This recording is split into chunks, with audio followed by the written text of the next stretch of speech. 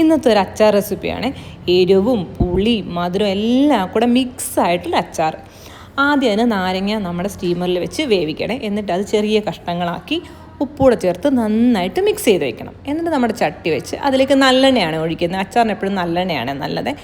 നല്ലെണ്ണ കൂടെ ഒഴിച്ച് അതിലേക്ക് കടുക് പൊട്ടി വരുന്ന സമയത്ത് അല്പം ഉലുവയെ കൂടെ ചേർക്കാവേ.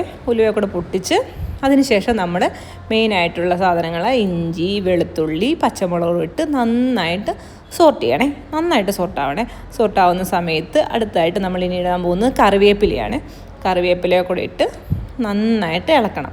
എന്നിട്ട് നമ്മൾ ശകലം ഉപ്പൂടെ ചേർത്ത് നന്നായിട്ട് വഴറ്റിയെടുക്കണേ.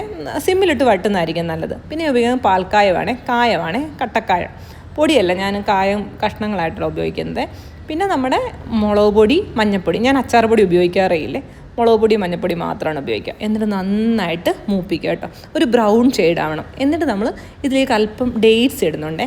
ആ ഡേറ്റ്സ് കൂടി ഇട്ട് നമ്മൾ നന്നായിട്ട് ഇളക്കി വെക്കുക. ഇതിലേക്ക് ഈ ഒഴിക്കുന്ന വെള്ളം എന്ന് പറയുന്നത് വെള്ളം തിളപ്പിച്ചിട്ട് കുറച്ച് വെള്ളം ചൂടാറി കഴിയുമ്പോൾ അതിനകത്തോട്ട് വിനാഗിരി കൂടെ ചേർത്ത ഒരു മിശ്രിതമാണ്.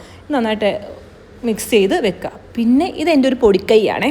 നമ്മുടെ തേനില്ലേ, അത് ഞാൻ ഒരു 2 സ്പൂൺ ഒഴിക്കുക. ശർക്കര ഒന്നും ഇതിനകത്ത് ഇടുന്നില്ല, തേനാണ് ഉപയോഗിക്കുന്നത്. 2 സ്പൂണോളം തേൻ ഒഴിച്ച് നന്നായിട്ട് മിക്സ് ചെയ്ത് വെക്കുക. എന്നിട്ട് നമ്മൾ ആ അരിഞ്ഞു വെച്ചിരിക്കുന്ന നാരങ്ങയില്ലേ, അതുകൂടെ ചേർത്ത് നന്നായിട്ട് ഇളക്കി വെക്കുവാണേ. നന്നായിട്ട് യോജിക്കണം. ആ നാരങ്ങ അതിലേക്ക് നന്നായിട്ട് യോജിക്കണം. വേണമെന്നുണ്ടെങ്കിൽ കുറച്ച് അല്പം വെള്ളം കൂടെ നമ്മൾ ബാലൻസ് മുമ്പേ നമ്മൾ എടുത്ത് വെച്ച വെള്ളമില്ലേ, അതുകൂടെ ഒഴിക്കാവേ. അതുകൂടെ ഒഴിച്ച് നമ്മൾ ഉപ്പൊക്കെ ഒന്ന് നോക്കി വേണമെന്നുണ്ടെങ്കിൽ ചില ഉപ്പൊക്കെ ഇട്ട് മൂടി അങ്ങ് വെക്കണേ.